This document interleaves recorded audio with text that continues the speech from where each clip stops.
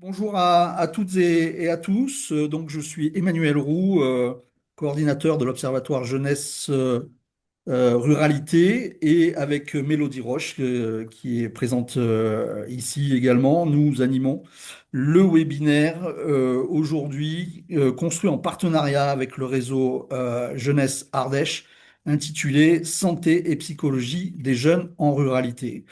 Avant de rentrer dans le vif du sujet et de céder la parole à nos intervenants, nous permettons d'indiquer quelques éléments de contexte associés à ce webinaire. En premier lieu, vous dire que ce webinaire s'inscrit dans le prolongement d'activités qui sont les nôtres, à savoir proposer des temps d'échange, de partage de connaissances, plutôt de façon interdisciplinaire, de compréhension, d'expression, d'expérience, de points de vue pour nourrir l'action, et en l'occurrence en faveur des jeunes en ruralité. Nous nous efforçons de proposer un à deux ou trois webinaires par an. Nous avons déjà pu échanger sur des enjeux de mobilité et de parcours de jeunes en ruralité, sur les questions d'engagement, sur les questions de pauvreté, de logement, de pratiques culturelles et aujourd'hui de psychologie et santé des jeunes. Nous sommes plutôt nombreux aujourd'hui, donc je vous donnerai quelques éléments d'organisation de ce webinaire. Euh, Néanmoins, je voulais vous signaler d'ores et déjà que d'ici la fin de l'année, nous envisageons d'organiser deux prochains webinaires plutôt en novembre. L'un qui abordera les questions d'identité de genre à l'occasion de la sortie d'un livre proposé par un collègue sociologue, Clément Reversé, dont l'intitulé, pour l'instant, s'appellera Fierté d'ici. Et un autre webinaire également envisagé en novembre 2026 en partenariat avec le réseau Ardèche Jeunesse, qui demeure à être confirmé et finalisé, mais qui sera consacré aux questions de violences sexistes et sexuelles des jeunes en ruralité. Celui-ci avait été envisagé préalablement aux actualités que nous connaissons aujourd'hui. Pour installer ce webinaire, vous dire sa genèse. Tout d'abord, ce webinaire, comme d'autres, a lieu parce que localement, en Ardèche en l'occurrence, a été exprimé le vœu de mieux comprendre la question des états, des situations, des enjeux de développement psychologique des jeunes en ruralité et ce faisant plus largement des enjeux de santé. Et on comprendra évidemment la complexité des problématiques et de la diversité des problématiques dont il est question aujourd'hui et que nous essaierons d'aborder. J'observe que cette question ou cet intérêt local dépasse très largement le cadre du département de l'Ardèche, puisque vous êtes très nombreux partout en France à vous être connectés pour partager nos échanges. Je voudrais rappeler et saluer notre collaboration avec les membres du réseau Jeunesse Ardèche, sans oublier le soutien financier dont fait l'objet ce webinaire de la part du département de l'Ardèche et des services de l'État. À l'heure de la réduction drastique des budgets, il nous semble important de rappeler néanmoins que des acteurs se mobilisent pour pouvoir encore partager sur des enjeux de société qui nous tiennent à cœur, en l'occurrence la place des jeunes dans les territoires et en particulier les territoires ruraux ici. Vous êtes habitué ou si vous ne l'êtes pas, je vous indique que nous sommes dans un fonctionnement d'un format plutôt court. Nous avons nécessairement conscience qu'en 2 heures de temps et un peu moins, nous épuiserons pas la totalité des questions relatives aux questions de psychologie et de santé des jeunes.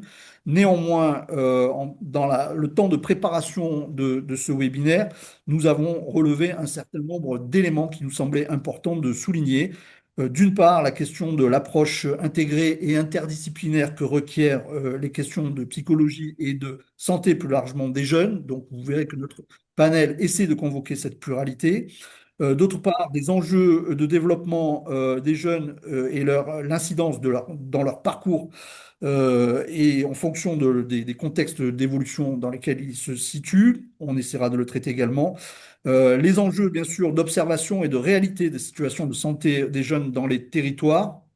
Comment essayer de qualifier, de comprendre pour essayer de mieux répondre à des besoins. Et enfin, même si ce n'est pas une finalité exclusive, des enjeux relatifs à l'évolution des dispositifs d'accompagnement et plus largement des politiques publiques en faveur des jeunes qui intéressent éminemment les actions, nos actions dans les territoires.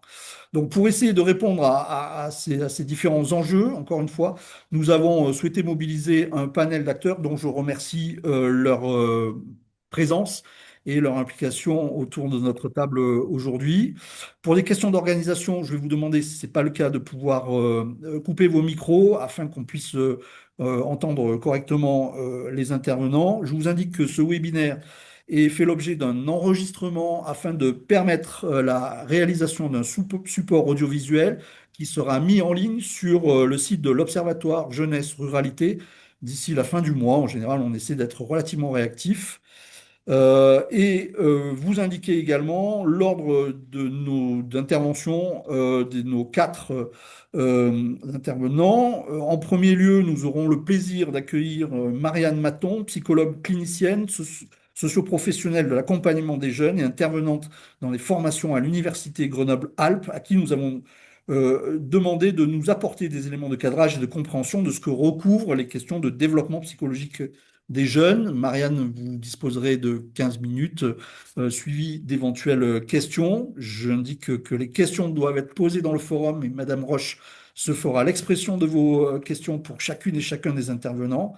En second lieu, nous accueillerons, et je vous remercie, Madame Ève Giovannini, chargée d'études à l'Agence régionale Auvergne-Rhône-Alpes de la santé, qui a eu l'aimabilité de pouvoir répondre à notre sollicitation et à notre souhait de tenter d'essayer d'objectiver les questions de santé sur les territoires, ce que l'on sait ou ce que l'on ne sait pas. On essaiera de voir cela ensemble. Idem, vous disposerez de 15 à 20 minutes, suivi de possibles questions. Troisième intervention et intervenant, il s'agit d'Éric Legrand, professeur associé à l'École des hautes études en santé publique à Rennes, qui a notamment été associé à l'évaluation de dispositifs d'action publique en faveur de l'accompagnement de jeunes dans les territoires ruraux et en l'occurrence en Auvergne-Rhône-Alpes, à qui nous avons demandé aussi de rendre compte de ces observations. Et enfin, vous en avez peut-être l'habitude, et en tout cas, on convoque cette idée de pouvoir échanger avec des acteurs socio-professionnels de terrain. En l'occurrence, ici, nous avons le plaisir d'accueillir Valérie Loirion, qui est docteur psychiatre, dont je remercie sa présence eu égard à son agenda plus que chargé, et qui a eu la gentillesse de pouvoir s'extraire de son activité pour pouvoir échanger avec nous sur les réalités observées de terrain, en Ardèche en l'occurrence, qui nous dira la situation, la façon dont elle essaie de pouvoir répondre aux besoins des jeunes en ruralité, de leur famille, dans les contextes que nous savons. Je vous remercie à toutes et à tous de vos contributions et je place désormais à notre première intervenante. Et ensuite, nous procéderons à des temps d'échange. S'il nous reste un petit peu de temps, nous partagerons davantage de questions en fin de webinaire et nous terminerons à midi pile. Merci Marianne, je vous cède l'écran et vous pouvez partager votre propos. C'est Bonjour parfait, à toutes et à tous. Du coup, tout le monde voit mon écran, c'est OK? tout à fait. OK, parfait.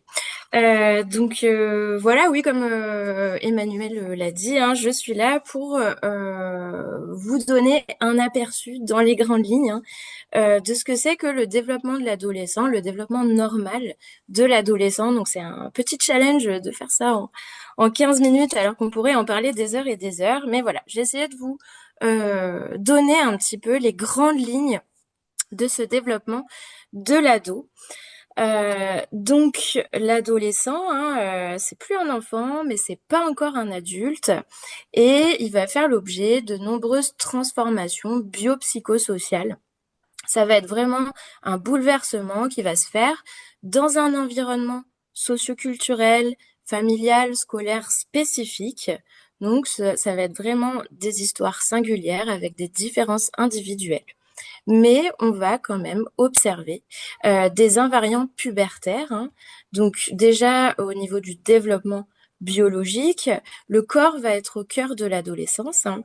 Alors je m'excuse hein, pour les miaulements de chat qui n'aiment pas quand je suis en physio.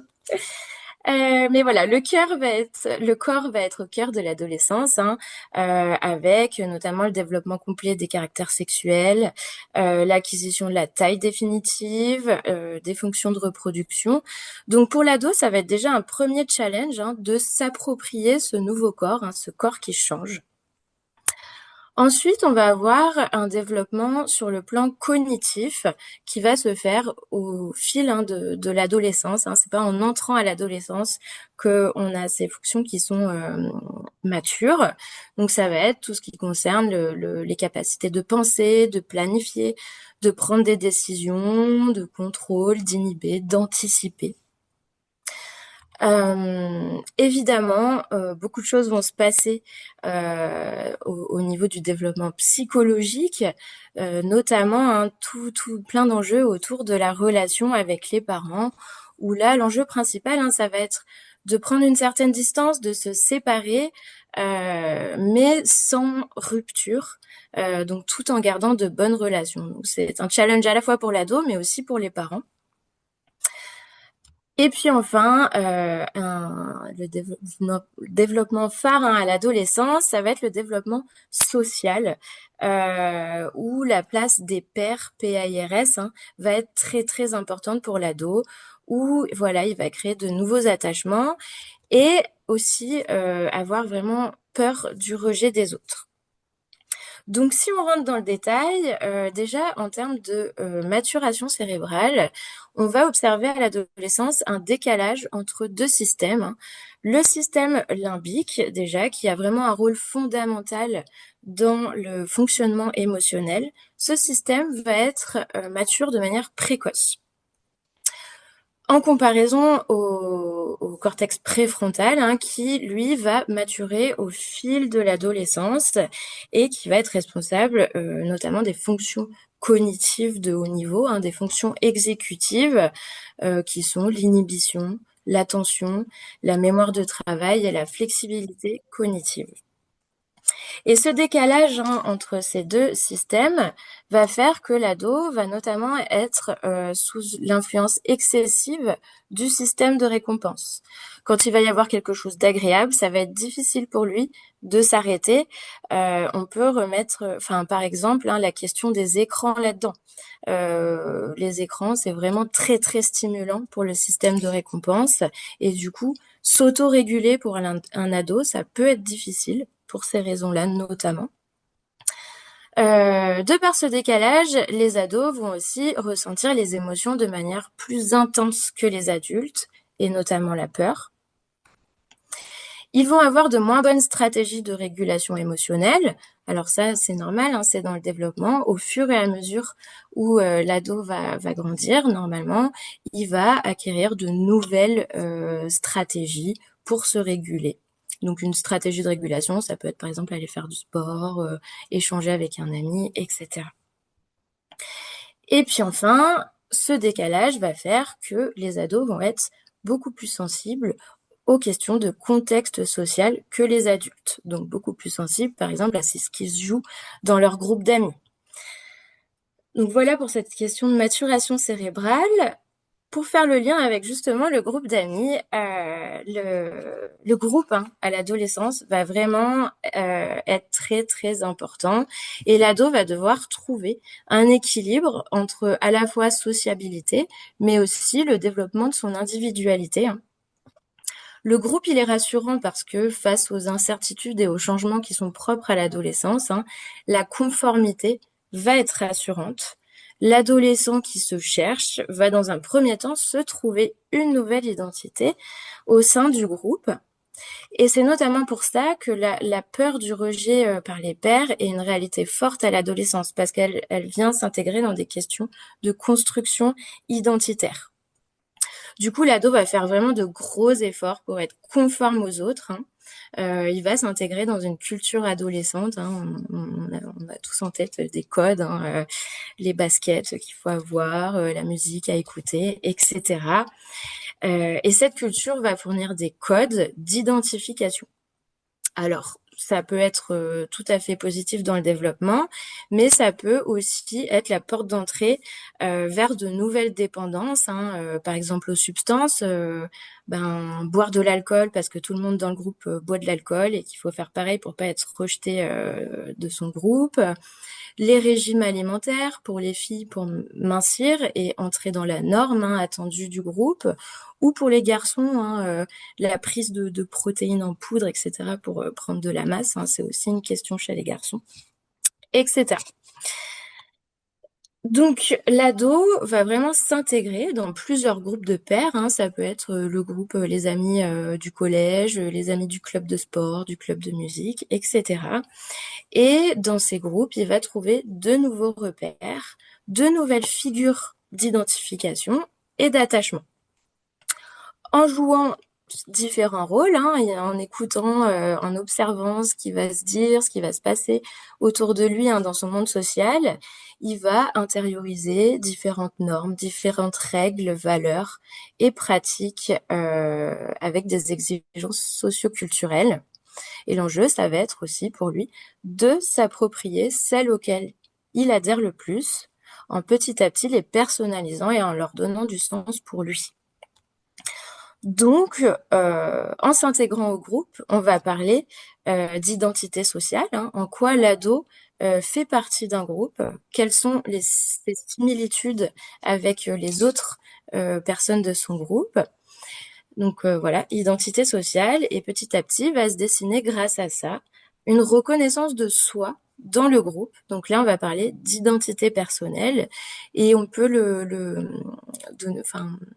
regarder cette question, ça va être vraiment de répondre à la question: qui suis-je, moi, au milieu de tous? Donc, qu'est-ce qui fait que dans mon groupe, à la fois je suis intégrée dans mon groupe, j'en fais partie, mais à la fois je suis pas n'importe qui du groupe et j'ai mon identité personnelle propre. Donc, le groupe va vraiment être partie prenante des enjeux de construction identitaire pour l'ado. J'en parlais au début, un enjeu important aussi, ça va être l'évolution avec la relation avec les parents, qui va être entre à la fois un besoin de séparation de l'ado, d'autonomie, mais aussi un besoin d'être attaché, parce que les besoins d'attachement ne disparaissent pas à l'adolescence. Ils vont évoluer avec de nouvelles figures d'attachement, et avec les figures d'attachement parentales se transformer un petit peu.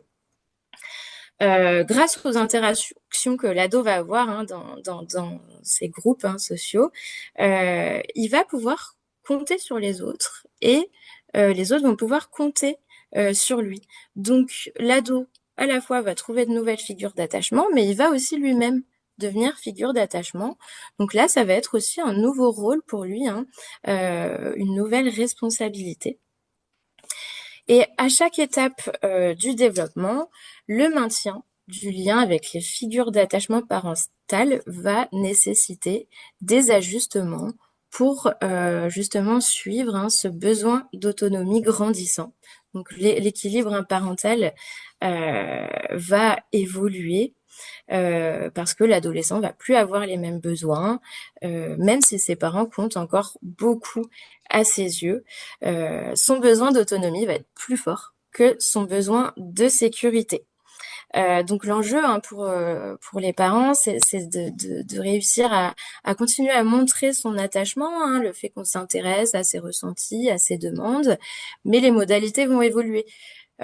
Plutôt que de demander comment la journée s'est passée au goûter quand c'était un enfant, eh bien ça va être par exemple des discussions dans la voiture.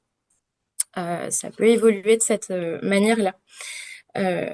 Et l'enjeu, si je fais le lien avec la voiture, quand on parle de besoin d'autonomie, je peux prendre l'exemple de la mobilité, qui est une question aussi en ruralité. L'enjeu, voilà, quand en ville, quand un ado a envie de sortir un petit peu avec ses amis, c'est facile, on peut traîner un petit peu à la sortie du collège, tandis qu'en ruralité, il y a parfois un car à prendre pour pouvoir rentrer chez soi, etc. Donc là, il va y avoir des négociations et des ajustements à faire avec les parents. Comment on peut permettre cette autonomie tout en ayant un cadre rassurant. En ruralité, on voit souvent la question, je vous l'apprends pas, mais du scooter. Est-ce que vous pouvez avoir un scooter ou les parents qui se transforment en parents taxi. Donc voilà, l'enjeu, ça va être de pouvoir suivre ce besoin d'autonomie, mais tout en fixant des règles, parce que le cadre, il va être rassurant pour l'ado. Un ado qui n'a aucune limite, c'est un ado qui va aller justement chercher ses limites de plus en plus loin. Et puis fixer un cadre pour l'ado, c'est pas forcément négatif, hein, ça peut être constructif, même si ça crée à un moment donné un conflit. Le conflit peut être constructif parce que il va permettre à l'ado de développer son individualité en argumentant pourquoi, par exemple, c'est important d'avoir un scooter. Et puis aux parents de pouvoir ajuster ce qui est autorisé ou non, mais tout en montrant que voilà, il y a des règles à respecter. Voilà pour la relation aux parents. Un autre fil rouge de l'adolescence, du développement de l'adolescence, ça va être évidemment une période de construction et de consolidation identitaire. L'identité, elle évolue tout au long de la vie, mais c'est vrai qu'à l'adolescence, c'est vraiment un point fort à cette période, parce que voilà, ces transformations pubertaires, elles vont s'accompagner de questionnements de l'ado par rapport à lui-même et par rapport, aux nouveaux rôles qui l'attendent. À ce stade, l'ado, il va devoir intégrer toutes ces expériences dans le but de construire un sentiment identitaire qui va être stable et cohérent dans le temps, pouvoir se reconnaître à différents moments et mieux apprécier, pouvoir prévoir ses réactions, savoir comment il fonctionne lui. Ça va sous-entendre le développement d'une identité propre, que l'ado va être de plus en plus en mesure de se différencier des autres, de prendre des distances par rapport aux normes qui sont établies, et aussi aux valeurs qui sont véhiculées par les différents milieux où il évolue, et parfois aussi par rapport à certaines pressions. Donc cette construction identitaire, on peut un peu la schématiser avec ces 3 questions. Qui suis-je? Que suis-je? Et qu'est-ce que je vaux? La question qui suis-je, elle va venir faire référence à l'image de soi. Comment l'ado va petit à petit être en capacité de se décrire, voilà, est-ce que je suis plutôt introverti, extraverti, est-ce que j'aime faire du foot ou au contraire du crochet, enfin voilà, ça va être tout ce qui va le définir lui. Et aussi, ça va se construire avec tous les petits indices qu'il peut récupérer de son environnement social. Ça va être vraiment un miroir social, et ce miroir social, qu'il soit avantageux ou insupportable, on ne peut pas en faire abstraction. Donc ça peut venir parfois générer de la souffrance chez l'ado. Ensuite, pour la question que suis-je, là, ça va faire référence à la représentation de soi de l'ado. Comment l'ado va s'exposer, est-ce que l'image qu'il va donner est plutôt fidèle à ce qu'il voudrait être, ou au contraire, est-ce qu'il y a un décalage qui peut aussi créer de la souffrance, Par exemple, un ado qui va être très bon en sport, mais qui l'est pas trop, ça peut venir créer un décalage. Et enfin, la question qu'est-ce que je vaux, là, ça vient faire référence au concept d'estime de soi, l'évaluation qu'on a de notre propre valeur, qui va dépendre du rapport entre les réussites et les aspirations, et aussi de l'opinion des autres. Donc l'appréciation de soi va être plus ou moins positive selon ces facteurs, en sachant qu'elle n'est pas figée.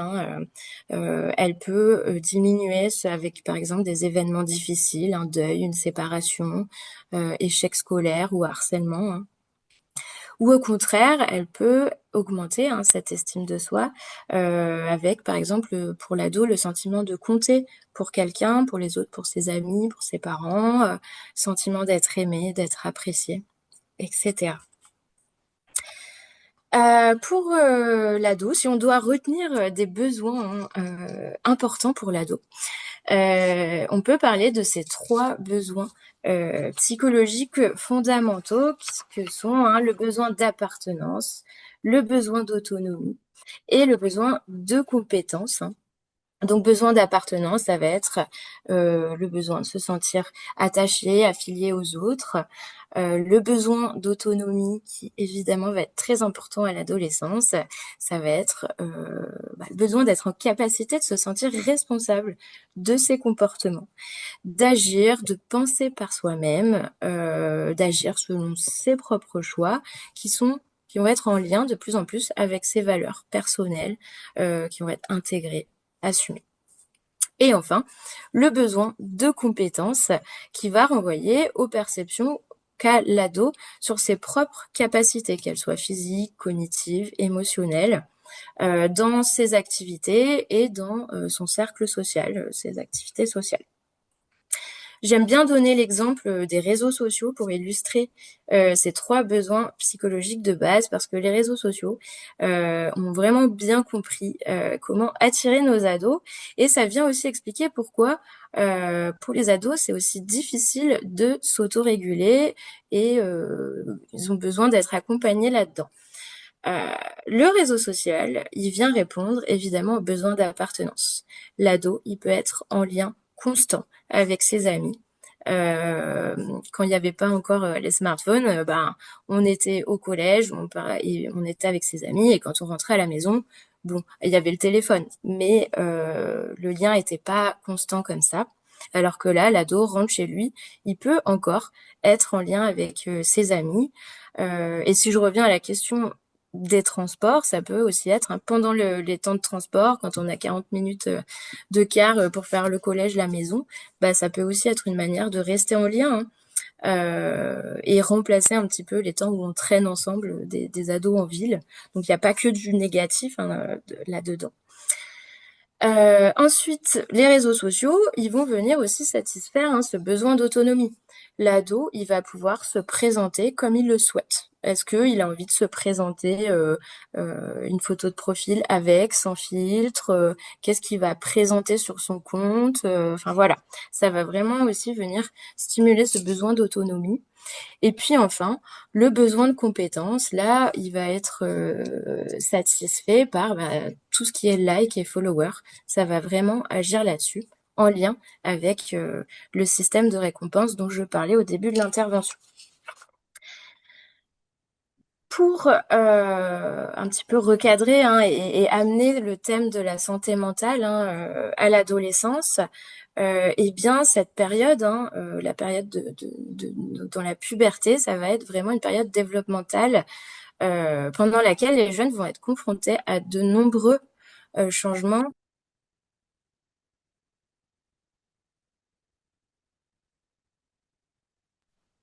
Je rétablis le son. Et tout ça, ça va amener plein de pressions et de défis qui peuvent être par certains vécus comme des sources de créativité, de motivation. Comment avec tous ces changements, on évolue de manière positive. Et chez d'autres, ça peut être source d'anxiété et de peur, et les rendre du coup plus vulnérables sur le plan de la santé mentale. Les ados, ils vont avoir plein de questions et de doutes sur lesquels ils peuvent pas toujours avoir de réponse. En plus, comme on a vu au début, ils peuvent être vraiment submergés par leurs émotions, qui vont être difficilement contrôlables du fait de ce décalage de maturation entre le système limbique et le cortex préfrontal. Donc voilà, ça c'est quelques éléments qui peuvent venir amener de la vulnérabilité chez les ados. Et puis n'oublions pas dans quel contexte mondial on évolue en ce moment. Grandir aujourd'hui, être ado aujourd'hui, c'est anxiogène avec toutes ces guerres, etc. On voit des ados aussi éco-anxieux. Eh bien, on peut venir recadrer quand même dans ce contexte.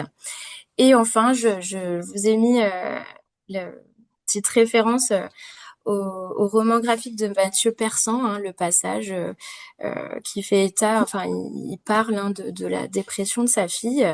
Je vous l'ai mise parce que je pense que quand on parle de santé mentale des ados, c'est important de lever le tabou qu'il y a autour de la santé mentale. Les ados osent pas parler de leur santé mentale, mais quand on leur donne l'occasion de le faire, ils en parlent et ils apprécient. Donc, nous, en tant qu'adultes, hein, on peut se dire que voilà, une de nos responsabilités, c'est aussi de leur permettre d'ouvrir le dialogue là-dessus et de pas les censurer et de les écouter avec bienveillance. Et si on se sent pas capable ou c'est pas notre rôle de les accueillir, de pouvoir leur proposer des personnes ressources, hein, des professionnels de la santé mentale, par exemple. Merci. Voilà pour ce petit très très courte intervention. Si vous souhaitez aller plus loin, n'hésitez pas à lire le livre, hein, de Christine Canard et Grégoire Zimmermann, qui vraiment est très complet. Je vous remercie à tous et à toutes de votre attention. Merci Marianne pour votre propos très pédagogique. Je cède la parole à Mélodie Roche pour voir s'il y a une question qui vous est posée. Oui, il y a eu une question dans le chat, notamment autour de la tranche d'âge des adolescents. Est-ce qu'on parle de d'adolescents, de préadolescents, de post-adolescence? Est-ce qu'on considère ça d'un point de vue biologique, plutôt psychologique, cognitif, etc.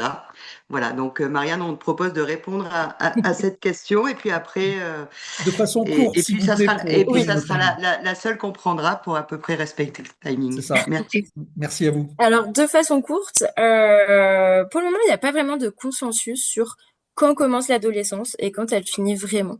Pour se donner des repères, on peut dire que l'adolescence va commencer à la puberté. Avant la puberté, on peut parler de préadolescence. Et pour la fin, et bien là, il y a des toutes dernières études qui montrent que le cerveau mature jusqu'à plus de 25 ans. Donc voilà, il n'y a pas de consensus, mais on a voilà cette période de préadolescence avant la puberté, ensuite la puberté, l'adolescence, et après, je dirais une fois que par exemple l'ado entre dans l'enseignement supérieur, on va commencer à parler du jeune adulte. Voilà. Merci Marianne pour cette réponse.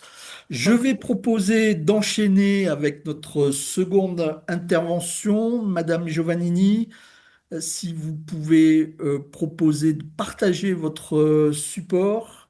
Marianne, peut-être désactiver le vôtre, je ne sais pas si... et donc nous allons questionner les questions de territorialisation des connaissances concernant la santé des jeunes sur les territoires, à l'aune de l'exemple d'Auvergne-Rhône-Alpes. On voit votre support qui est en train d'apparaître à l'écran, Madame Giovannini. Parfait, on le visionne. Je vous cède la parole, Madame Giovannini. Je vous remercie. Bonjour. Bonjour, voilà, je vous remercie de m'accueillir pour ce webinaire qui est consacré à la santé mentale et psychologie des jeunes en ruralité. Donc moi, je suis chargée d'études à l'Observatoire régional de la santé. On a un format associatif. Voilà, il y a un ORS par région. On fait partie de la Fédération des ORS de France. Nous sommes des organismes, voilà, d'observation de la santé. Voilà, à l'interface finalement entre le champ de la recherche et celui de l'action publique. Donc, on réalise des études thématiques ou avec une entrée territoriale. Alors, l'ORS Auvergne-Rhône-Alpes, plutôt voilà, sur notre région, bien qu'on participe à des études nationales.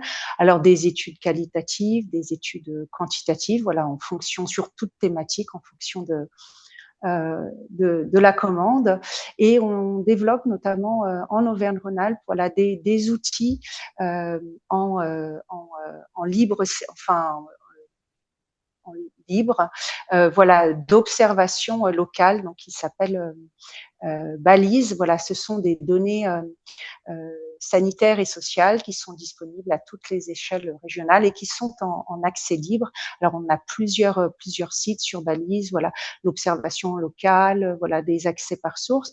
Et puis là, ce que je vous montre à l'écran, c'est un accès spécifique sur la santé des jeunes. Voilà, si ça vous intéresse, vous pouvez aller sur le site. Donc, c'est des données pour les 0-25 ans que vous pouvez recueillir, voilà, de l'échelle de la communauté de communes, au département, à la région, voilà. Et vous avez des données spécifiquement pour les 12-18 ans et les 19-25 ans.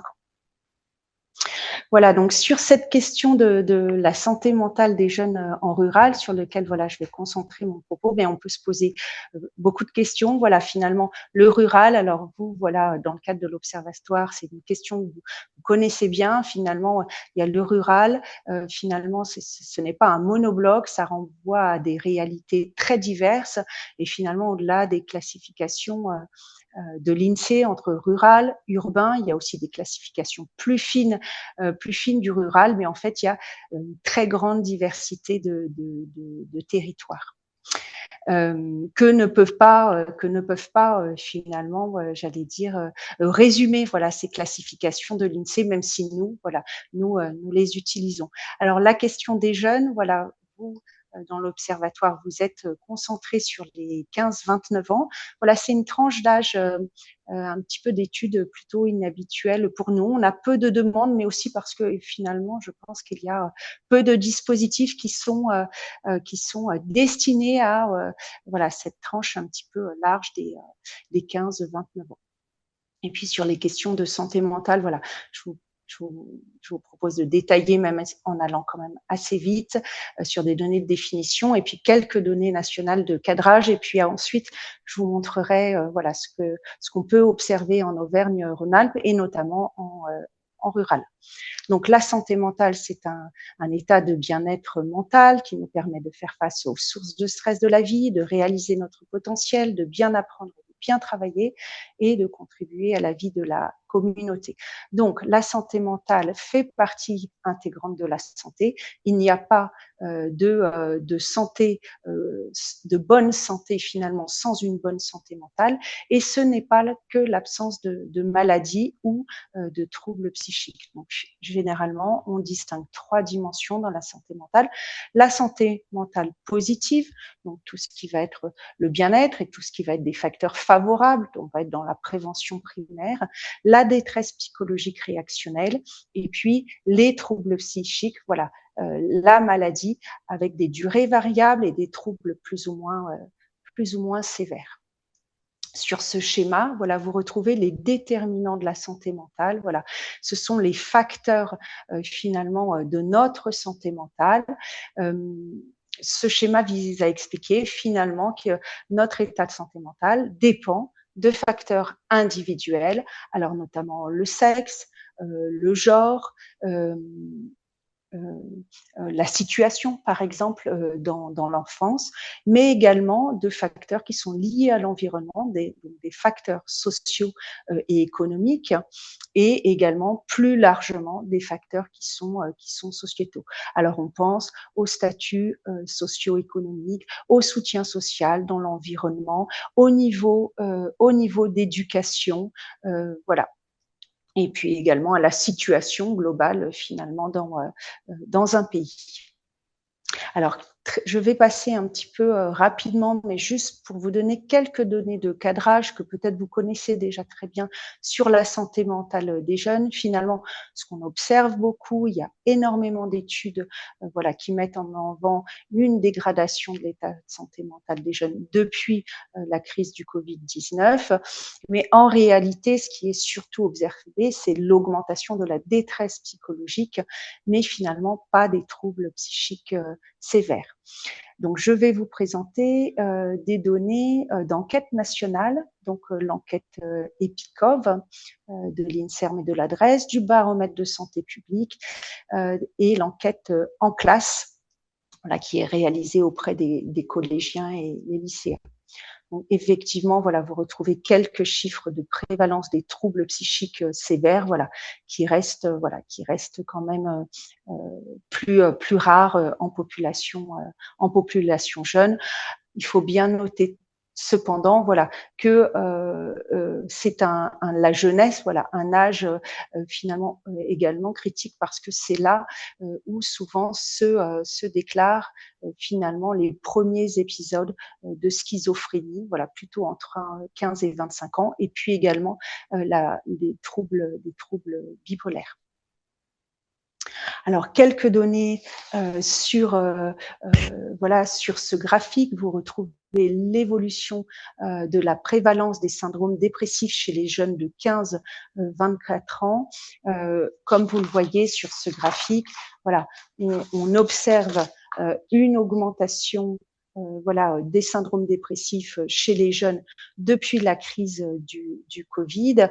Et finalement, à l'automne 2022, dernière donnée, on n'a pas retrouvé les niveaux d'avant-crise, c'est-à-dire par exemple comparé à 2014. Et puis ce que l'on observe également, voilà, c'est cette différence finalement entre les jeunes femmes et les jeunes hommes, parce que vous avez plus de 3 points d'écart finalement selon le sexe. Alors c'est vrai que ces syndromes, la dépression chez les jeunes, voilà, on a des chiffres qui augmentent énormément. On peut aussi se dire que c'est une thématique qui a été visibilisée finalement par le Covid 2019, et donc il y a plus de données, plus d'études. Voilà, c'est vrai que voilà, ces données tendent à montrer que c'était voilà, moins important avant la crise du Covid, mais c'était peut-être moins visibilisé également et moins étudié. Quelques chiffres encore concernant la dépression. Donc, 19% des lycéens présentent un risque important de dépression en 2024. Toujours ce décalage puisqu'on est à 25 presque 26% chez les filles et 12% chez les garçons. Et puis, autre chiffre issu de l'enquête menée par la Mutualité française, l'Institut Montaigne et l'Institut Theram. Donc voilà, qui montre que 25% des jeunes de 15 à 29 ans seraient en dépression en France, avec des différences qui sont observées entre sexes, comme on l'a déjà dit, mais également entre des jeunes ruraux et les jeunes urbains. Avec cette hypothèse, cette étude, mais ce serait à creuser que peut-être dans les grands centres urbains, il y a une surreprésentation des étudiants, qui est une population particulièrement touchée par les difficultés de santé mentale. Donc finalement, toutes ces études, voilà, je vais pas m'appesantir, mais ces études sur la dépression, elles montrent des associations avec le sexe. Les jeunes femmes sont plus touchées. La défavorisation sociale, voilà, on sait que c'est un facteur très défavorable à la santé mentale, le soutien social et la vie sociale et la situation familiale dans l'enfance, notamment lorsqu'il y a un foyer familial instable. Alors, toujours sur la santé mentale, on va s'intéresser maintenant aux données sur le suicide, donc avec une augmentation idem, vous le voyez sur ce graphique, des pensées suicidaires. Donc, une augmentation entre 2020, 2021 et 2022 pour lesquelles on a des données. Donc, qu'est-ce qu'il faut retenir de ce graphique? Ben, finalement, les 18-24 ans sont la tranche d'âge la plus touchée par les pensées suicidaires. À nouveau, on observe une différence importante entre les hommes et les femmes. Vous voyez que chez les jeunes femmes, on est à environ 8,5% des jeunes femmes qui ont eu des pensées suicidaires, quand on est plutôt à 5% chez les hommes. Et puis, tout à droite, vous le voyez, selon la situation financière, mais également voilà, des différences significatives qui sont observées entre les personnes, là c'est tout âge confondu, qui déclarent que financièrement ils sont à l'aise, et puis ceux qui sont dans une situation difficile. Voilà, alors les autres données, voilà, sur ces pensées suicidaires, on est à 8,6% des 18-29 ans qui ont eu des pensées suicidaires au cours des 12 derniers mois. Et pour ce qui est des lycéens, près de 20% des lycéens qui déclarent avoir eu des pensées suicidaires au cours des 12 derniers mois en 2024, avec un écart à nouveau très important entre les filles et les garçons. Concernant les tentatives de suicide, ça, ce sont des données qui sont issues de l'Observatoire régional du suicide, voilà, qui est également porté par l'ORS Auvergne-Rhône-Alpes. Voilà, on voit cette augmentation, voilà, depuis 2019 des tentatives de suicide hospitalisées. Et puis, voilà, d'autres données du baromètre Santé publique France, 6,1% des 18-29 ans déclaraient en 2024 avoir fait au moins une tentative de suicide au cours de leur vie, et on est à près de 10% des jeunes femmes. Alors, je ne vous présente pas toutes les données sur le suicide, on a également des données sur la mortalité. Si ça vous intéresse, vous pouvez aller voir sur l'Observatoire régional du suicide.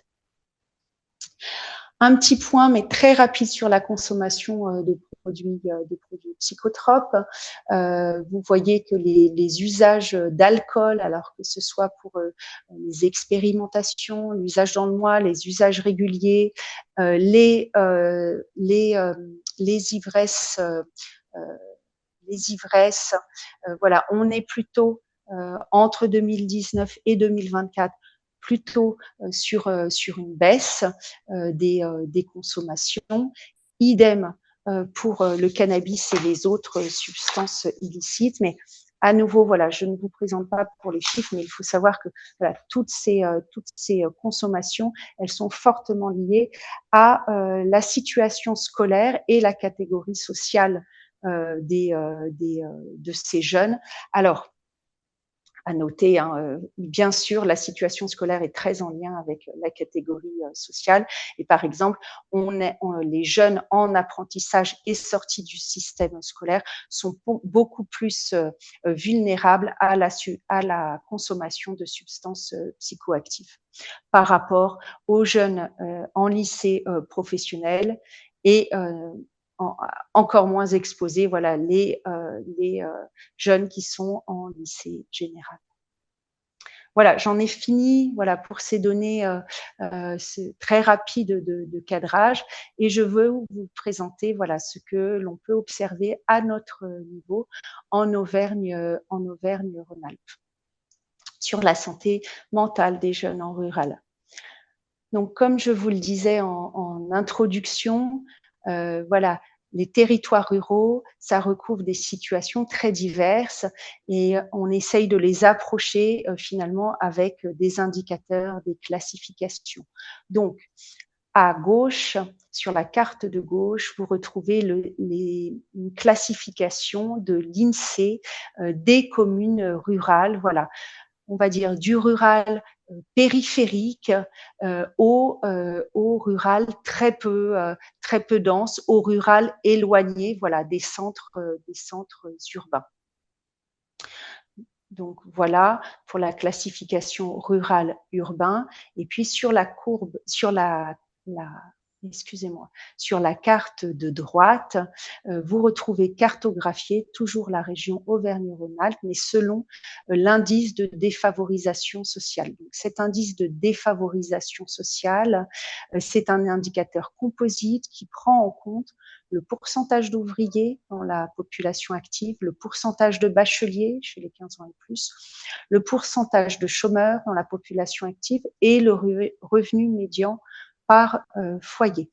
Donc, c'est un indicateur qui est calculé à l'échelle communale. Plus vous êtes, voilà, quand vous êtes en catégorie 1, donc jaune pâle, voilà, ce sont des communes très favorisées, et plus on va vers le rouge, voilà, plus on est sur des communes moins favorisées.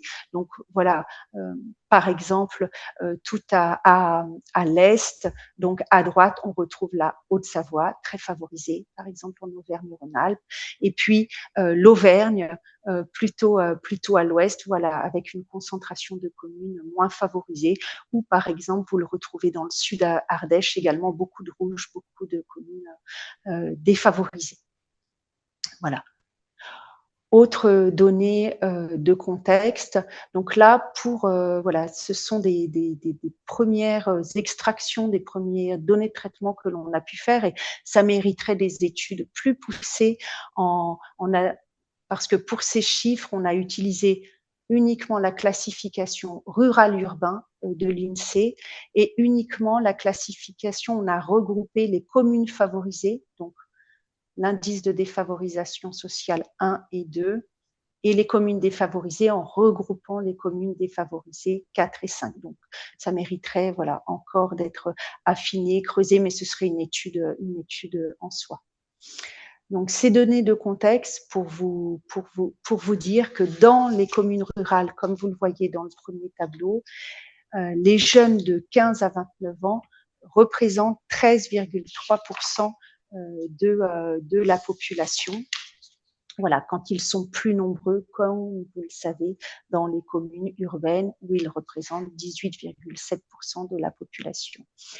Et puis, quelle est la répartition finalement de ces jeunes dans les communes suivant qu'elles sont favorisées ou défavorisées en rural? Et bien, comme vous le voyez dans ce second tableau, en rural, voilà, 60% des jeunes de 15 à 29 ans résident plutôt dans des communes favorisées et on est à 20% environ dans les communes défavorisées. Donc ça peut nous faire montrer que finalement, quand on est jeune à cet âge-là, dans des communes défavorisées, très défavorisées, les jeunes ne peuvent pas du tout rester et vont encore plus que dans les communes rurales en général, quitter le territoire. Encore quelques données de contexte pour vous montrer quelques cartes que je vais passer très rapidement pour vous montrer que à l'échelle Auvergne-Rhône-Alpes, mais comme c'est vrai comme dans l'ensemble du territoire national, les ressources sont très concentrées dans les territoires urbains. Alors les ressources de soins en santé mentale, comme vous le voyez sur cette carte, voilà, sont concentrées sur les grosses villes, Lyon, Clermont-Ferrand, Grenoble. Ici, sur ces deux cartes, voilà, vous aurez accès à ce diaporama à la fin du webinaire. Vous retrouvez toujours les ressources de soins en santé mentale, mais là, ce sont les établissements de psychiatrie en ambulatoire, donc les centres médico-psychologiques pour adolescents, qui sont des ressources relativement rares, CMP Ado, sur la gauche. À droite, les centres médico-psychologiques adultes, où ils vont être accueillis à partir de l'âge de 16 ou 18 ans, suivant les hôpitaux. Et puis, ces deux cartes qui concernent les ressources de santé mentale, plutôt les ressources d'écoute, donc on est plutôt dans la prévention, mais à nouveau, voilà, elles sont évidemment les maisons des adolescents et les points accueil écoute jeunes sont également concentrés dans les territoires urbains, même s'il y a une volonté et qu'il y a de développement de permanence, d'antennes, mais elles restent toutefois concentrées. À partir du traitement de données que l'on a fait en différenciant les communes urbaines, les communes rurales, les communes favorisées, les communes défavorisées et en croisant le tout, voici quelques données que l'on peut vous présenter. Attention, ce sont des données qui concernent le recours aux soins. Donc finalement, ce que nous, on a dans les bases de données sanitaires, notamment via le système national de données de santé, ce sont des données finalement de recours aux soins. Donc finalement, pour des jeunes qui ont déjà rencontré le soin. Et elles ne rendent pas compte finalement de l'ensemble de la situation, de la santé mentale, des difficultés psychologiques de ces jeunes. En tout cas, ce que l'on observe pour ce qui est des traitements psychotropes réguliers, c'est-à-dire au moins 3 prescriptions par an, c'est une différence significative entre les communes rurales et urbaines. Pas de différence finalement entre les communes favorisées et défavorisées quand on prend toutes les communes de la région, mais lorsque l'on regarde tout à droite ce qu'il se passe dans les communes rurales, on retrouve une différence significative entre le taux de patients de 15 à 29 ans sous traitement psychotrope dans les communes rurales favorisées et les communes rurales défavorisées. Voilà. Donc ça vient à nouveau pointer finalement que la situation sociale a un impact majeur sur l'état de santé de la population et on l'observe également pour les jeunes. Autre donnée qui qui présente le recours aux établissements de psychiatrie en ambulatoire exclusivement pour les jeunes de 15 à 29 ans. Donc là, c'est principalement le recours au CMP. Donc, à nouveau, vous le voyez à l'écran, on observe une forte différence entre les communes favorisées et défavorisées, et la différence est encore plus importante dans les communes rurales. Voilà, entre le taux, on va dire, de jeunes pris en charge en CMP en rural favorisé et en rural défavorisé, avec un taux plus élevé en rural défavorisé. Voilà. Il faut savoir voilà, que ces données de recours aux soins, au CMP, elles concernent uniquement la psychiatrie publique, donc les CMP. Ce n'est pas le recours aux psychiatres libéraux. Alors, on sait qu'en rural, c'est en plus une ressource qui est particulièrement éloignée. Donc, certes, les enfants qui sont de familles très aisées, voilà, les parents vont faire l'effort, vont prendre la voiture, vont avoir les ressources à la fois financières, mais aussi d'information pour faire suivre leur enfant éventuellement chez un psychiatre libéral en ville. Mais quand la famille n'en a pas les possibilités, voilà, le seul recours, c'est vraiment la psychiatrie publique et les CMP. Enfin, dernière donnée qui concerne le taux de bénéficiaires de soins pour dépression et troubles de l'humeur parmi les 15-29 ans. Et donc, vous retrouvez voilà, des différences significatives entre le rural et l'urbain, entre les communes favorisées, défavorisées. Finalement, en rural, voilà, une grosse différence entre ces taux, entre le rural favorisé et le rural défavorisé. Voilà. Donc, qu'est-ce que viennent dire à nouveau ces données? Mais c'est au-delà, voilà, j'allais dire, de l'accès à la ressource qui peut être plus difficile pour des familles défavorisées en rural, c'est quand même voilà voilà, la situation sociale qui impacte largement l'état de santé mentale des jeunes, et donc un état de santé finalement mental moins favorable des jeunes en rural quand ils sont dans une famille socialement défavorisée.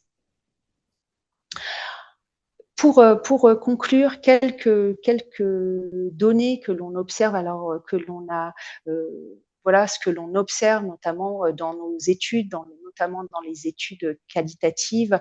Voilà, je voulais refaire un petit point sur finalement la santé mentale des jeunes et les facteurs défavorables.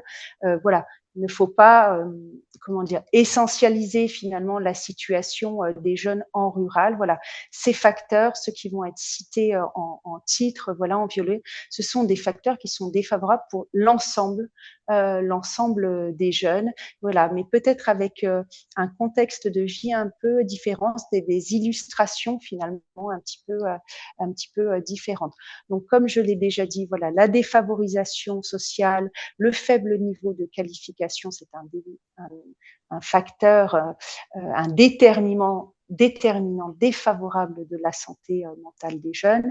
Et effectivement, en rural, on a globalement un niveau de qualification des jeunes qui restent sur les territoires qui est plus faible, et des difficultés éventuellement d'insertion professionnelle si le bassin d'emploi est dynamique. Donc effectivement, parce que la plupart des jeunes de 18 ans et plus quittent les territoires ruraux pour poursuivre des études en ville, et que localement, voilà, ceux qui se forment localement, il y a une offre de formation plutôt de filières professionnelles, technologiques et courtes. Et puis derrière, des emplois qui sont moins qualifiés et éventuellement des conditions de travail difficiles. On l'a déjà dit, autre facteur défavorable, et voilà, je vais le dire tout de suite, comme ça on n'en parle pas à chaque fois, mais c'est vraiment la difficulté, j'allais dire, qui s'ajoute au millefeuille, c'est les difficultés de mobilité qui sont particulièrement importantes en rural si la famille voilà est socialement défavorisée. Effectivement, en rural, faiblesse des transports en commun, coût d'entretien d'une voiture, carburant, voilà. Tout ça temps de trajet, voilà, va être une entrave à l'accès aux ressources de liens sociaux, de loisirs, voilà, tout ce qui va être prévention, mais également de soins en santé mentale. Autre facteur défavorable, isolement social, sentiment de solitude. Voilà, ce sont des facteurs qui sont très défavorables à la santé mentale de jeunes. Ça a un impact délétère. Et ce que ce que nous disent les jeunes que l'on interviewe, ce que nous disent les professionnels qui exercent en rural et qui sont au contact de jeunes, ce que l'on nous dit souvent, voilà, c'est l'éloignement des ressources de lien social. Pour certains jeunes, un sentiment d'enclavement, de solitude. Finalement, une fois sortis du système scolaire, ils peuvent avoir une vie sociale très réduite. Un élément qui peut être également un facteur de protection, c'est qu'il peut y avoir par contre un étayage par le groupe social, familial, pour les jeunes qui restent dans le territoire rural par rapport à ceux qui sont partis en ville pour suivre des études. Donc, ils peuvent bénéficier finalement de ce soutien social plus longtemps. Et puis, dernier élément, voilà, souvent un niveau d'interconnaissance qui est élevé dans des territoires ruraux. Mais encore une fois, ce n'est pas une spécificité du territoire rural. Voilà, cette interconnaissance, voilà, ce fonctionnement un petit peu village, on peut le retrouver dans des quartiers, dans des territoires urbains et par exemple dans des quartiers en politique de la ville où on travaille beaucoup, on l'observe également. Le risque de contrôle social et de stigmatisation, voilà, qui est vrai également, pas seulement en rural, mais qui existe en rural, et notamment dans certaines des études que l'on a menées, on a vu que pour les minorités, et notamment les minorités sexuelles, ça pouvait être particulièrement difficile, d'autant qu'ils ne bénéficient pas de l'anonymat des grandes villes, ni des ressources de soutien.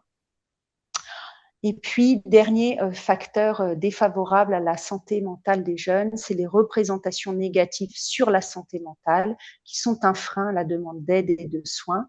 Des représentations négatives sur la santé mentale, la psychiatrie, les psychologues, la peur d'être stigmatisé par les peurs. Pour certains, une expérience négative des soins psychiques dans l'enfance font qu'ils vont ensuite être dans l'évitement. Donc, ces représentations négatives, elles sont également très fréquentes en rural, mais pas uniquement en rural, et elles viennent s'ajouter voilà, au millefeuille des difficultés d'éloignement, de mobilité et de crainte du contrôle social. Enfin, un point sur les consommations problématiques de substances psychoactives. Alors, peut-être une vraie spécificité en rural et notamment dans des territoires viticoles sur une forme de banalisation des consommations d'alcool avec des prises de risques, alors notamment en termes d'accidents, pas que. Et puis peut-être en rural, finalement, des problématiques de santé mentale, de conduite à risque qui sont moins visibles parce que du fait de la structuration de l'espace public, finalement, les lieux de regroupement des jeunes, comme l'abribus, les lavoirs ou les city-stades, sont peut-être plus éloignés du regard des adultes par rapport à des espaces très urbanisés, par exemple en pied d'immeubles dans les quartiers politiques de la ville. Donc, elles sont peut-être voilà, moins vues, moins visibles par les professionnels et les adultes. Et puis enfin, je conclurai par des publics plus fragiles, qui sont plus exposés aux difficultés de santé mentale et qui sont également présents dans les territoires ruraux. Les jeunes en difficulté d'insertion professionnelle, les jeunes qui sont suivis par l'aide sociale à l'enfance, les jeunes migrants, les jeunes des minorités sexuelles, les routards, les jeunes marginaux, alors présents notamment en Sud-Ardèche, mais pas seulement, et puis les saisonniers dans les territoires agricoles ou touristiques. Voilà, je vous remercie de votre attention. Merci, Madame Giovannini, pour l'objectivation d'éléments, à la fois de cadrage, et on a compris que le contexte social et territorial avait une importance pour saisir les réalités. Mélodie, je te cède la parole pour savoir s'il y a quelques questions. Je voudrais qu'on soit très... je suis attentif au timing. Oui, oui, il y a plusieurs questions. Une sur le recours aux soins, mais qui a été, il me semble, répondue par la suite par Ève. Il y a notamment une question sur est-ce que, Ève, vous avez une explication sur la différence au niveau des syndromes dépressifs ou des pensées suicidaires entre les hommes et les femmes? Est-ce que cette différence est due potentiellement à un rapport justement à ce que vous disiez, hein, à la psychologie, à la psychiatrie, aux idées reçues? Est-ce que vous avez des éléments complémentaires là-dessus? Et on a une question qui est arrivée également sur est-ce que les substances psychoactives sont supérieures en ruralité qu'en milieu urbain dans la prise de substances et la consommation? Je vous propose effectivement de faire assez vite parce que c'est déjà 11h10 et on a encore deux intervenants. Tout à fait. Voilà. Merci. Merci. Alors, je vais vous répondre d'abord sur les substances psychoactives. Je n'ai pas de chiffres à ma disposition, voilà, sur et dans les études nationales qui existent, voilà, ce facteur rural urbain, voilà, ça mériterait, voilà, ça mériterait d'être creusé. Mais nous, à l'Observatoire régional de la santé, nous n'avons pas ce type de données. Ce qu'on va avoir uniquement, ça va être les hospitalisations et la mortalité pour pathologie en lien avec l'alcool, par exemple. Enfin, on pourrait creuser, mais ça mériterait vraiment voilà, des extractions très spécifiques. Et encore une fois, nous, les données que nous allons avoir, ça va être des données de recours aux soins. Donc, c'est vraiment que dans des enquêtes voilà, où on interroge les jeunes qu'on va pouvoir recueillir les niveaux de consommation. Donc, je suis en difficulté pour vous répondre. Et puis, sur les différences entre sexes, en fait, de vulnérabilité entre les hommes et les femmes, peut-être je laisserai les autres intervenants répondre sur ce point. Juste sur le suicide, parce que vous précisez que finalement, voilà, les jeunes filles font beaucoup plus de tentatives de suicide, mais si on regarde les chiffres de la mortalité, voilà, l'écart filles-garçons n'est pas. Généralement, les garçons ne se ratent pas en fait. Voilà, pour dire. Voilà, pour répondre très rapidement. Merci pour ces compléments. Et effectivement, je pense que peut-être on va se garder des éléments de questions pour la fin du webinaire. Sans transition, comme on dit, je propose à Éric Legrand de prendre la parole pour nous dire ses observations sur les situations psychologiques observées dans le cadre de son travail, notamment en espace rural, et peut-être le lien à la question des contextes territoriaux et de l'action publique. Éric, si vous souhaitez ou pouvez partager éventuellement votre écran. Je n'ai pas, je viens de m'apercevoir que je suis le mauvais élève. Il n'y a pas de. Ce n'est pas une obligation. Je m'excuse aussi, j'ai essayé de télécharger cette magnifique affiche et je n'ai pas réussi. Donc voilà, donc je suis vraiment le mauvais élève de la session. Bah, merci d'une part pour cette invitation et puis aussi merci aux intervenants précédents. Alors, il y a des éléments qui ont déjà été cités, mais peut-être pour revenir déjà sur un certain nombre de points, et je crois que c'est aussi essentiel de qu'est-ce qu'on parle de questions de santé, en fait, déjà de santé. Effectivement, on a beaucoup plus une approche en termes de déterminants sociaux, et je crois que c'est ça qui est aussi important, c'est-à-dire que la santé n'est pas qu'une affaire individuelle, hein, mais elle est bien collective et elle est bien liée à des déterminants sociaux, que ça soit pour les jeunes ou tout type de population. Et je crois que ça, c'est vraiment important, puisque on sait que même si au jour d'aujourd'hui, tout le monde s'arrêtait de fumer, se mettait à courir, faisait 5 fruits et légumes, etc., les inégalités sociales de santé perdureraient. Et ça, je crois que c'est essentiel aussi dans la compréhension de la santé des jeunes ou d'autres types de populations, mais restons sur la santé des jeunes, c'est que voilà, les comportements individuels ne sont responsables que de 20% des choses. Hein, voilà, c'est 80% d'autres déterminants qui agissent sur la santé des personnes et en l'occurrence des jeunes.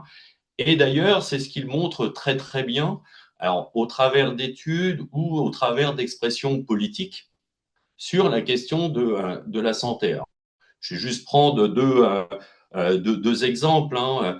Il y a eu le panel citoyen du Conseil économique et social sur la question de la santé mentale, c'était sur les 12-20 ans.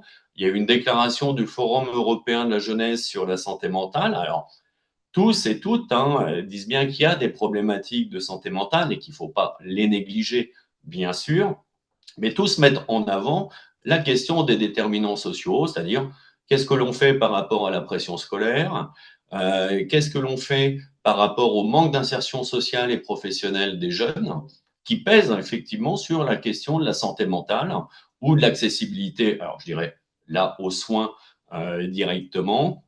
Bref, ils interpellent beaucoup plus sur la question des déterminants pas que évidemment, hein, sur des réalités qu'ils vivent au quotidien. Et je crois que ça, c'est aussi important vraiment de le prendre en compte parce que ça a aussi son impact sur la transition vers l'âge adulte d'une façon générale. Donc, il y a vraiment cette articulation-là à avoir quand on parle de santé, hein, ça a été très bien évoqué avec les déterminants, de l'associer à d'autres types de dynamiques. Que uniquement être sur l'individu. Et bien sûr, ça a son importance et il faut répondre à ces besoins qui se posent. Mais voilà, on a quand même cette dynamique assez forte. Et alors, moi, je suis en Bretagne. Voilà, alors le conseil, le Césaire Bretagne, effectivement, fait un ouvrage sur la promotion du bien-être des jeunes avec et pour les jeunes, où ils mettent bien en avant, alors au-delà des questions d'accessibilité aux soins, qu'il doit y avoir une démarche intersectorielle de politique publique sur ces questions de santé des jeunes. Et en l'occurrence, effectivement, sur la santé mentale, puisque c'était le thème. Donc voilà, ça c'est déjà un premier point. Et en termes de données, alors Madame Giovannini a très bien évoqué les données. Alors, en Bretagne, l'Observatoire régional de la santé Bretagne a fait une étude sur les jeunes de mission locale. Là, je me situe bien sur les jeunes de mission locale, où est observé des différences entre les quartiers politiques de la ville et les zones de revitalisation rurale. En zone en ZRR, voilà, je reprends les expressions. Il y a plus de consommation de substances psychoactives. Ça rejoint un petit peu ce qui est évoqué. Des questionnements autour de la santé mentale et des problématiques de santé mentale, des problèmes de poids et aussi les questions de harcèlement et de violence sexuelle sont plus présents que dans les quartiers politiques de la ville ou d'autres types de zones en tant que telles.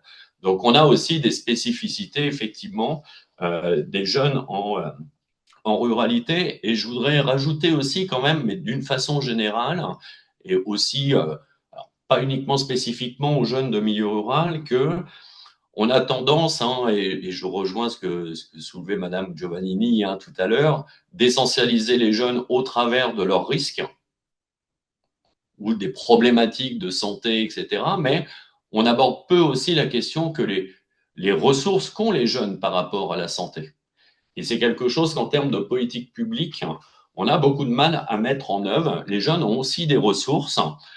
Voilà, alors sur la question de la santé mentale, vous pouvez vous référer au dernier numéro d'Agora Débat Jeunesse, alors pas le dernier, mais sur les ressources des jeunes par rapport à la santé mentale, où on voit bien que voilà, les jeunes ont aussi des ressources pour parler et agir sur les questions de santé mentale. Et je trouve que c'est un levier qu'on utilise peu, puisqu'on a quand même en France, même si ça évolue par moment, encore une définition d'une jeunesse à risque pour sa santé, et rarement sur une jeunesse par rapport en termes de ressources pour sa santé. Donc il y a un levier aussi qui me semble important de renforcer. Et effectivement, ce qui se joue aussi sur les questions de jeunes en ruralité, sur les questions de santé. Alors, ça a été effectivement évoqué, hein, c'est aussi de les voir en termes de trajectoire de jeunes d'insertion. Hein, et on voit bien que effectivement, ces questions de mobilité, de faible accessibilité aux formations ou alors sur des formations courtes, hein, ou peu qualifiantes, jouent un rôle aussi très important. Et un autre élément aussi qui me semble important, qui a été soulevé, c'est quel regard nous renvoyons à la jeunesse sur les questions de santé. Je crois que Patrick Peretti-Vatel utilise très souvent ce terme-là. On envoie aussi un message en termes de panique morale sur les jeunes, qu'il est aussi nécessaire de prendre en compte. Comme je dis souvent, hein, même en m'adressant aux jeunes quand je les interviewe, etc., ou qu'on en échange, vous êtes tous sexuellement débridés, dépressifs, alcooliques, etc. Enfin, je caricature volontairement le trait. Et en plus, maintenant, vous ne courez pas assez, donc mettez-vous un petit peu au sport. Donc, cette question-là n'est pas sans incidence, hein, aussi sur le regard que les jeunes ont vis-à-vis des adultes en termes de stigmatisation, hein, et aussi du coup de non-recours parfois aux structures qui leur sont dédiées, de peur d'être stigmatisés, de peur d'être jugés, etc. Et donc ça, c'est un élément assez central, avec aussi, je dirais, un autre aspect qui est la question du lien social et de la reconnaissance sociale en termes de place pour le jeune. Quelle place on m'accorde? Et d'une façon générale, on peut le dire de cette façon-là, peut-être en citant Serge Pogam, je cite mes sources quand même, comptez sur et comptez pour. Voilà, la reconnaissance sociale, le lien social, c'est aussi la protection et la reconnaissance, et comment on articule un petit peu ces deux niveaux. Et un troisième niveau aussi qui rejoint ces questions territoriales d'une façon générale, territoriale ou rurale, de l'invisibilité sociale. Alors, parfois en termes, alors je dirais, de nombre de jeunes, hein, ça a été cité, mais du coup, l'accessibilité, la visibilité des jeunes dans l'espace rural est moins visible, je vais le dire, et notamment aussi, on s'aperçoit, alors les travaux de Yael Amsehen-Magui l'ont très bien montré aussi, que les jeunes filles sont moins présentes sur l'espace public. Elles se retrouvent dans des situations, je dirais, de vulnérabilité sociale, on pourrait le dire de cette façon-là, et qui est liée aussi à la question de la place, du genre, voilà, qui se retrouve. Et dans une autre enquête qui s'appelle Aramis, voilà, c'était un peu les trois mousquetaires qui a été faite par l'OFDT sur les questions de substances psychoactives. On voit bien notamment sur les trajectoires de jeunes filles par rapport aux conduites, par rapport aux consommations de substances psychoactives, notamment le tabac, que oui, par exemple, elles peuvent plus fumer, mais parce que ça leur permet une accessibilité, je dirais, par exemple, au scooter du copain, pour pouvoir se déplacer, parce que effectivement, elles ont une zone de contrainte qui est beaucoup plus importante que d'autres. Donc voilà, on a une dynamique, et c'est vrai que ces questions comme vous l'avez soulevé tout à l'heure, d'accessibilité, alors pas uniquement aux soins, mais à la prévention d'une façon générale. Parfois aussi en milieu rural, alors je ne vais pas caricaturer, mais il y a moins de partenaires, il y a moins de présence aussi. Donc là, alors je vais dire la référence à l'adulte ou à d'autres types de structures reste posée. Ces dynamiques-là entraînent aussi des éléments, je dirais, sur la question de la santé. Alors dans ce cadre-là, comme l'a soulevé Emmanuel tout à l'heure, voilà, dans le cadre du fonds d'expérimentation des jeunes, il y avait eu un appel à projet et un appel à expérimentation sur la question de la jeunesse en milieu rural. D'ailleurs, il y a une synthèse de toutes les expérimentations qui est en ligne sur le site du Fonds d'expérimentation des jeunes. Et nous, on avait eu l'occasion, avec le LERIS, Virginie Poujol, qui est à Montpellier, d'évaluer un dispositif d'aller vers à Saint-Marcellin, donc proche de chez vous. Voilà, très belle région, je confirme. Donc, c'est la Maison des Familles qui avait mis en place un bus itinérant sur les questions de santé mentale. Donc, bus qui allait à la rencontre des jeunes dans les 47 communes de l'intercommunalité. Alors avec un travailleur social et une psychologue à l'intérieur de ce bus, et qui, alors, à la fois développait des actions collectives et, si les jeunes exprimaient des besoins, d'avoir des consultations gratuites sur 6 séances avant éventuellement de passer le relais à d'autres professionnels. Alors, ce qui est assez intéressant, ça a été évoqué tout à l'heure, la différence d'âge aussi, parce que c'était un bus qui était adressé aux 12-25 ans, qui sillonnait, je dirais. Alors, j'ai oublié de préciser que les jeunes qui prenaient des rendez-vous, le bus pouvait aller en consultation dans le lieu que choisissait le jeune. Alors, c'est important parce que ça a été soulevé tout à l'heure, il y a un niveau d'interconnaissance qui est très élevé en milieu rural, mais qui peut être aussi, je dirais, alors, oppressant, le terme est un petit peu excessif, bien sûr, mais qui peut soulever des questions. On n'a pas envie de montrer qu'on a des difficultés, etc. Alors, ce qui est intéressant, c'est que sur les 12-16 ans, alors, qui venaient dans ce bus ou qui s'exprimaient, alors nous, on a fait beaucoup d'observations, on a aussi rencontré les jeunes qui avaient été dans le bus ou qui n'avaient pas été dans le bus d'ailleurs. Pour les 12-16 ans, les sujets abordés par les plus jeunes portaient, je dirais, principalement sur la gestion du stress lié au milieu scolaire, la question du harcèlement, la question de la vie sexuelle et intime. On retrouvait beaucoup ces questions-là, même si la question de la santé mentale reste quand même tabou. Et le fait d'avoir un dispositif accueillant, non affiché, alors je vais dire comme ça, non affiché médical, directement joue un rôle assez essentiel dans les dynamiques. Et puis, par contre, sur les 18, 17, 25 ans qui ont, je dirais,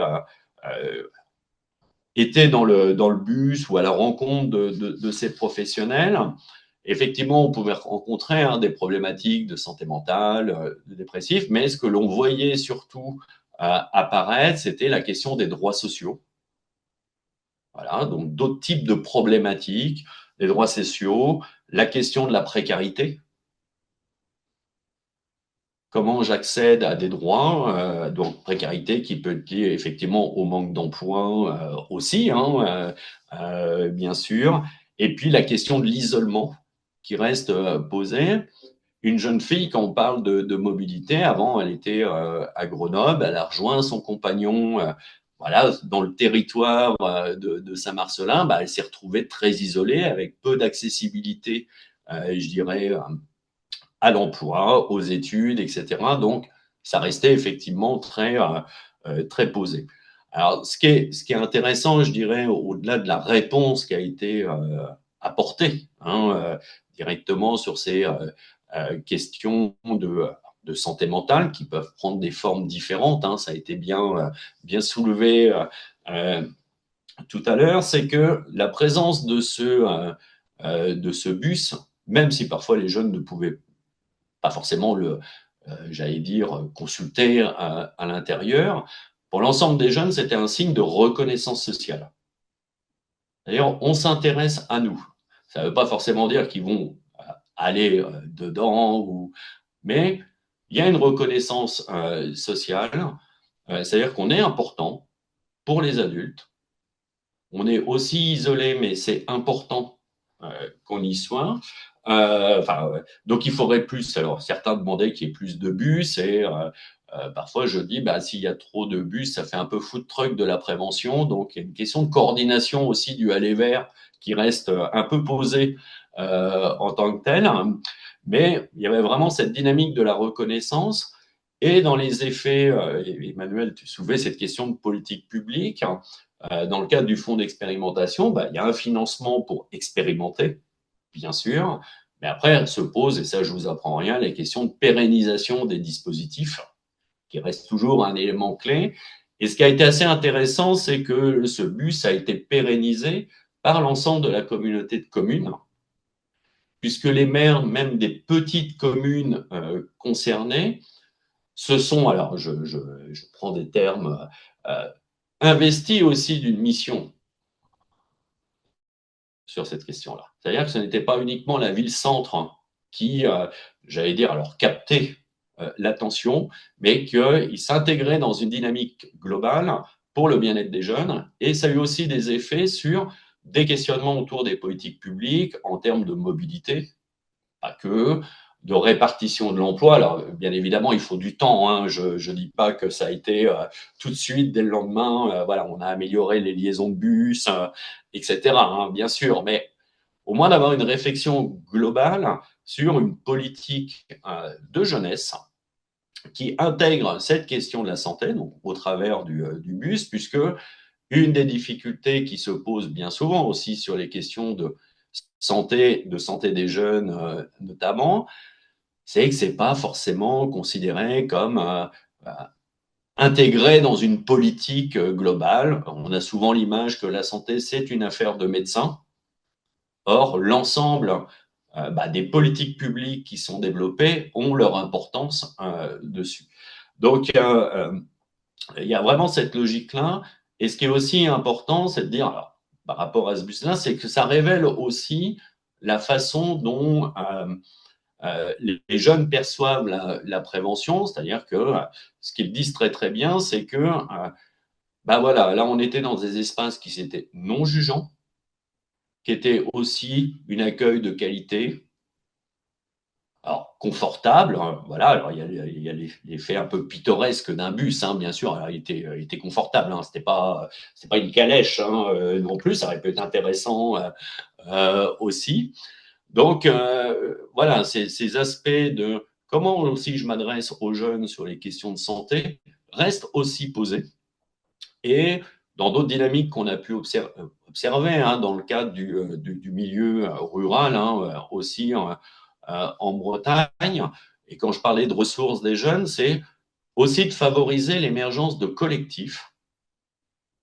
Alors, que ce soit autour de stratégies d'intervention en santé, ce qu'on appelle l'éducation par les pairs, hein, je travaille beaucoup dessus, mais de favoriser aussi ces questions d'engagement, de collectifs des jeunes, dont on sait que les endroits où il y a le plus de collectifs, quelle que soit d'ailleurs la forme du collectif et quel que soit l'objet, améliorent aussi la santé mentale sur le territoire. Donc ça, c'est aussi un point assez central. Et donc, on est vraiment sur ces dynamiques à la fois de reconnaissance, d'engagement, de participation, qui restent aussi des éléments clés et qui interpellent aussi nos manières de faire et nos manières d'agir aussi auprès des jeunes sur les questions de santé. Effectivement, la question de l'accès aux soins reste posée. Parce que, voilà, le bus n'avait pas vocation, je dirais, à soigner. C'était des consultations. Après, s'il y avait des cas, quand je dis des cas, c'est pas très élégant de le dire comme ça, mais des prises en charge plus spécifiques, il y avait aussi une nécessité de faire le relais avec le CMP, où là, ça posait d'autres types de questionnements, puisque les jeunes étaient habitués, j'allais dire, à un ancrage spécifique, une relation de confiance spécifique, et que parfois les professionnels, et c'est pas du tout leur faire injure, n'ont pas du tout cette approche-là, et que parfois il y avait des décalages, et se reposent aussi les questions d'accessibilité, c'est-à-dire que le bus était très mobile, c'était gratuit, etc., et que certains jeunes, entre les files d'attente, parfois le recours aux psychiatres libéraux, ça a un coût. Ils ne sont pas non plus dans tous les endroits, bien sûr, et se repose des questions d'accessibilité. Donc ça permet effectivement d'être, alors je dirais, au-delà de son utilité lui-même, c'est aussi un laboratoire d'observation des pratiques des jeunes, aussi en termes d'isolement, etc. Alors, je voyais tout à l'heure dans le chat une des questions par rapport aux réseaux sociaux. Alors, c'est toujours assez compliqué parce que d'un côté, quand on est en milieu rural, les réseaux sociaux, ça peut être le seul lieu de sociabilité qu'on a.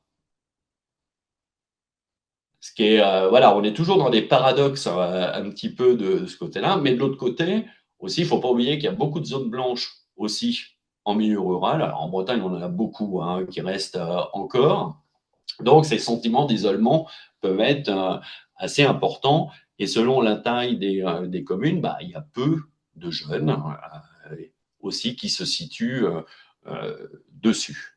Voilà, j'espère que j'ai été dans les temps, Emmanuel, et je reste ouvert à toutes les questions, même si j'étais mauvais élève, sans mon PowerPoint. Il n'y a pas de souci. Merci Eric pour ces compléments et ces apports qui nous questionnent à la fois sur les espaces du collectif, les espaces accessibilité, sur le rôle des collectivités territoriales. Je trouve que c'est intéressant ce que tu nous apprends sur finalement la prise en compte de la santé par les territoires. C'est quelque chose qui se développe de plus en plus, et y compris dans les processus ou les dispositifs de planification, de s'intéresser à la fois à la santé des territoires et à la santé des populations, dont celle des jeunes. Je vais me permettre de revenir directement, sans passer par la case question, vers Valérie Loirion, de revenir à la question des jeunes, mais sans peut-être non plus complètement occulter la question de l'organisation des dispositifs. Eric, tu as parlé de la question de gestion du stress, de harcèlement, de vie intime.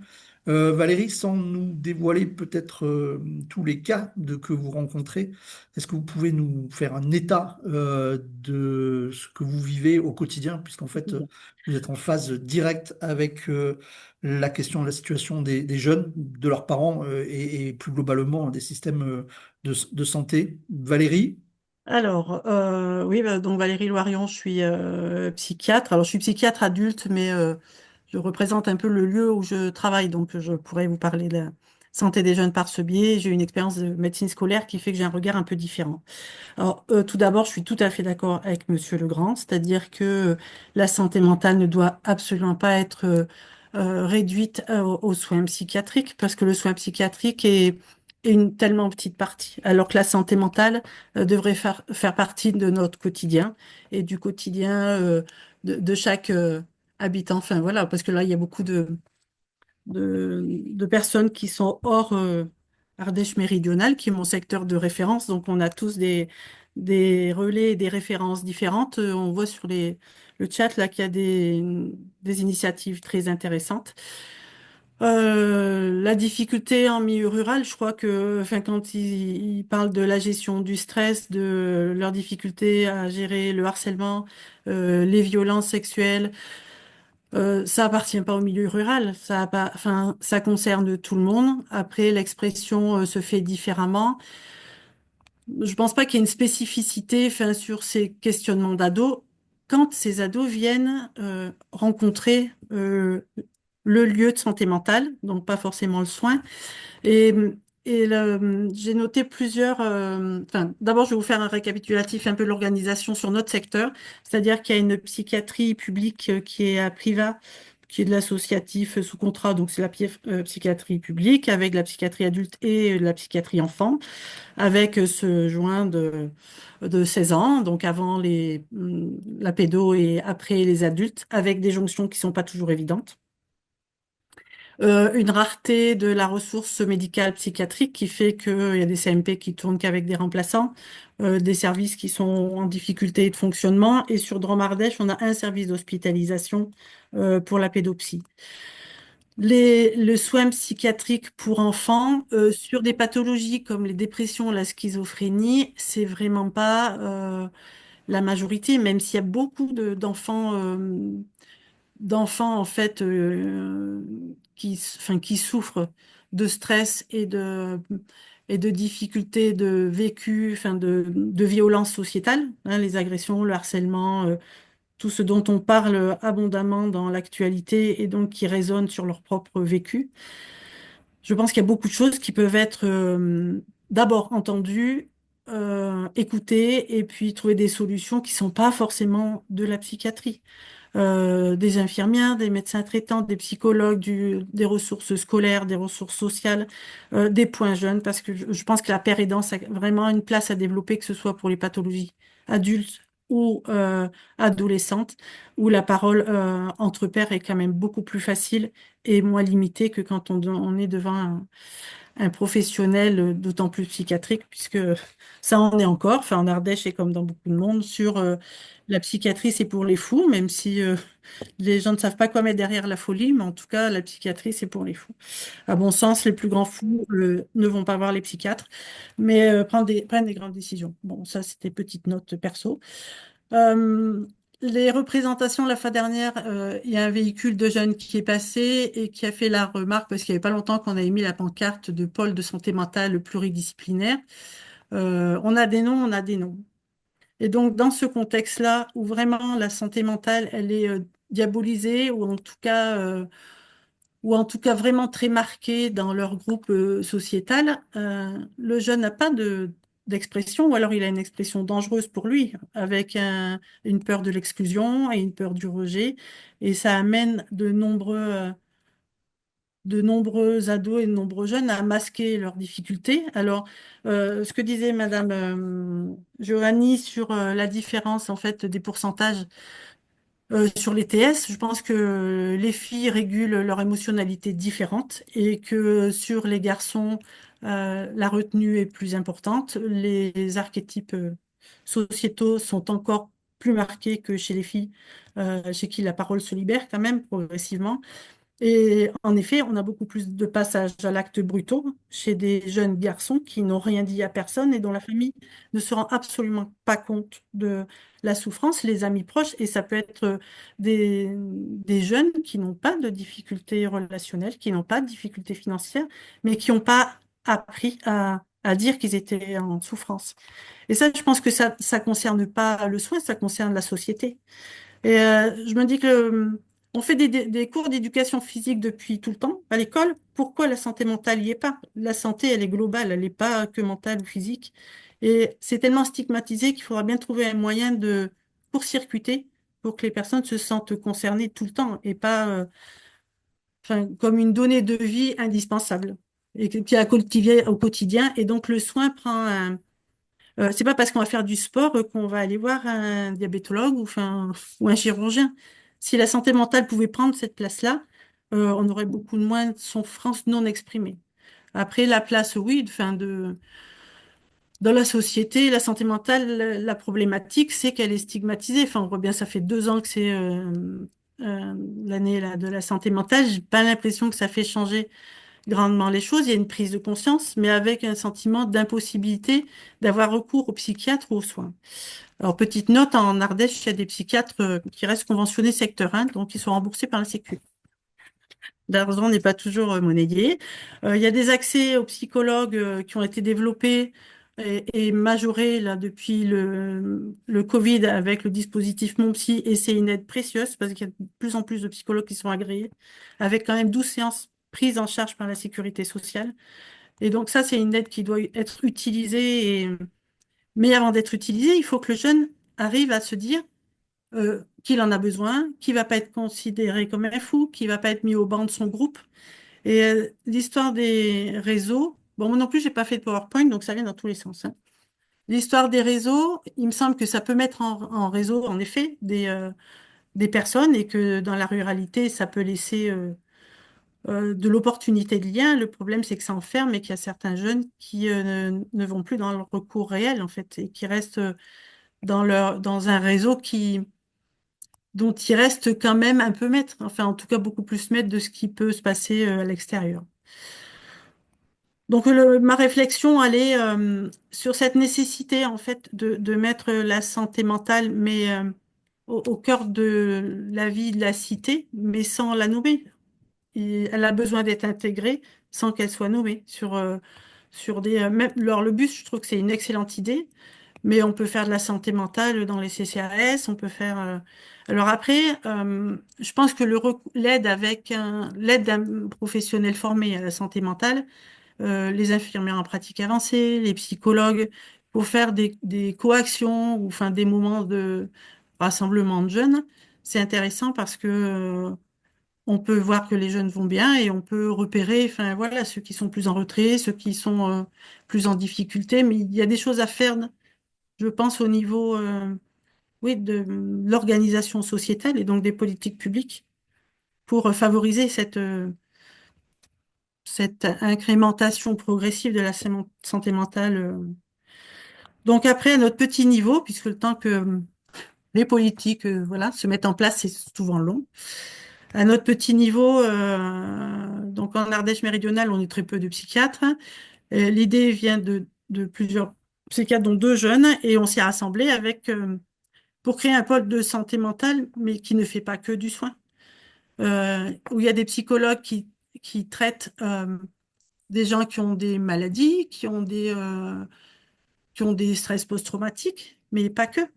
Les psychologues, ils peuvent aider à passer un moment difficile, un deuil, enfin, une séparation, un échec professionnel. Et si, si les personnes arrivaient en fait à pouvoir digérer et à pouvoir assimiler leur souffrance de vie à mesure, il n'y aurait pas ces burn-out et il y aurait un nombre bien moins élevé de dépression et de passage à l'acte. Alors après, alors je lis pas en même temps. La santé mentale, je pense que c'est connu, enfin, pour répondre, je pense que c'est connu en tant que mention générale, mais les gens ne se sentent pas forcément concernés quand ils vont pas trop mal. Seulement, tout le monde peut faire une dépression. Il n'y a pas que les gens qui ont des troubles de l'humeur, tout le monde peut faire une dépression. Enfin, là, tous les participants au webinaire peuvent faire un jour de dépression. Parce que la vie fait qu'on accumule les stress de vie, on n'a souvent pas conscience de nos propres limites et qu'il faut souvent aller toucher les limites pour se faire un pas arrière, réfléchir et se repositionner sur nos besoins et nos limites. Et donc ça, personne ne peut s'en protéger. Et les jeunes, du coup, c'est vraiment sur cette notion que leur vie future, en fait, elle dépend vraiment de cette appropriation d'état de santé global et pas que mental. Après, je ne sais pas, vous aviez d'autres questions particulières? Ah oui, après aussi, je pense que sur l'histoire de mener des activités, là, on fait des consultations enfin, à différents professionnels, puisqu'il va y avoir aussi de l'hypnose, de l'ostéopathie, la méditation, enfin des choses qui concernent pas que la maladie mentale, pas du tout, mais qui aident au bien-être général. Et on va proposer des ateliers voilà, à proposer à nos patients, mais pas que.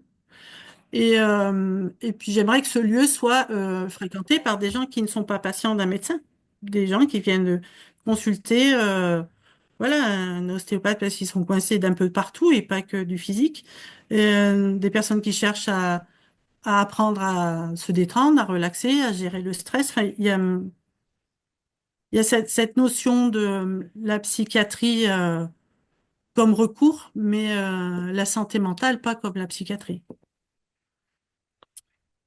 Merci Valérie. Je vais céder peut-être la parole à Mélodie Roche pour faire Hmm. l'expression d'éventuelles questions complémentaires.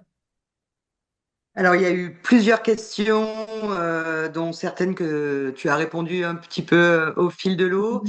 Dans les dernières questions, il y a une question alors sur le programme CPS de l'Éducation nationale. Je ne sais Ouais. pas si voilà, et qui demande si tu penses il peut être contributeur aux problématiques soulevées. Alors, CPS Euh, d'éducation nationale, alors j'ai vu qu'en Vendée, oui, c'est la dame de la Vendée qui avait des choses intéressantes en Vendée.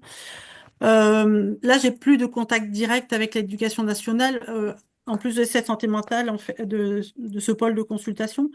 On voudrait créer une association, en fait, pour aller travailler sur le terrain, créer des réseaux, en fait, de synergie professionnelle et notamment par l'éducation nationale, parce que je Mhm. pense qu'il faut aller parler aux petits pour que les jeunes souffrent moins et Mhm. parler aux jeunes pour que les adultes souffrent moins. Bien sûr. Donc, tant qu'on prend Il y a eu le développement, il y a des initiatives qui sont intéressantes. Il y a eu la formation de secouristes en santé mentale.